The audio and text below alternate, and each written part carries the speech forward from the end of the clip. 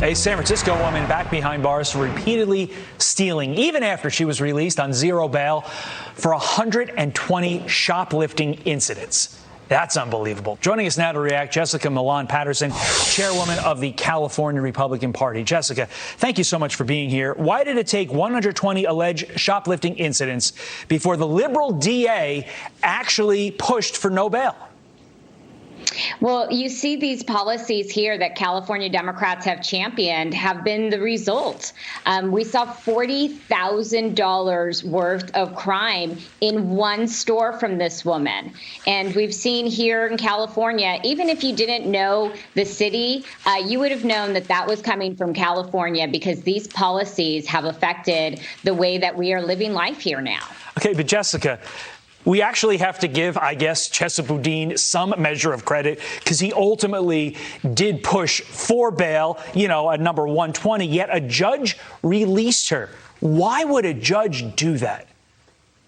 It just really doesn't make any sense. And it's hard for me to give credit to someone who has championed these policies. California voters rejected soundly Prop 25 in 2020, which would have made permanent no cash bail. They said that this isn't the way to do things here in California.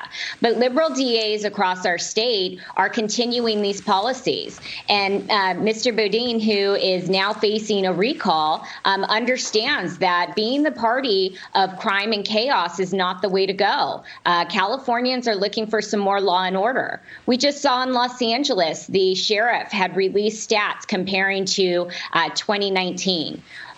When we look at unlawful assaults with a weapon, homicides, we're seeing an increase of over 70%. Motor vehicle thefts, over 50%. You want to know what's down? Arrests. Arrests are down about 34%. It's absolutely insane, these policies, and we're not going to see any change until we see change at the leadership level. Yeah, to that end, Jessica, to me what stands out about stories like this is just how emboldened criminals feel, not just in San Francisco, but throughout the country. How do we return to a time where the bad people actually think long and hard before they commit a crime because they know there will be consequences that they do not like? And that's exactly what we need. We need to have consequences to this. The Propositions 47, 57, AB 109 out here in California, which decriminalized what would normally be criminal acts and have real consequences, have affected our everyday life. It affects Californians. It affects people that are out there working hard. This shop looting has now taken the place of regular Christmas shopping.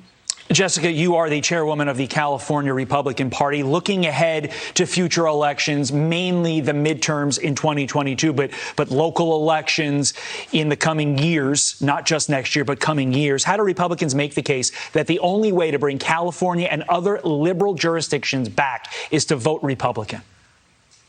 I think California is absolutely at a turning point. And I think following this redistricting effort, we're going to have a lot of opportunities up and down this state to make the case to California voters. We've seen what one party rule, and in the last year during COVID with Gavin Newsom, what one man rule has done to our state. We have an opportunity to return it to that golden state that it once was. We've seen that Californians have been voting. They've been voting with their feet. For the first time in our state's history, we lost a congressional seat.